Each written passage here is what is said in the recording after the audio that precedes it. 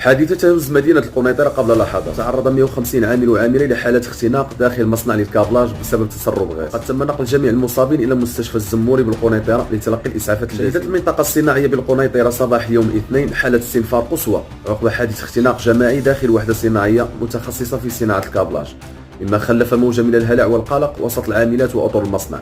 ووفق المعطيات الأولية التي حصلنا عليها فإن الحادث أسفر عن تعرض أكثر من 150 عامل وعاملة للاختناق، حيث جرى نقل معظمهم على وجه السرعة إلى المستشفى الإقليمي الزموري لتلقي إسعافات ضرورية، بينما لا تزال فرق الوقاية المدنية والسلطات المحلية تتابع تطورات الوضع.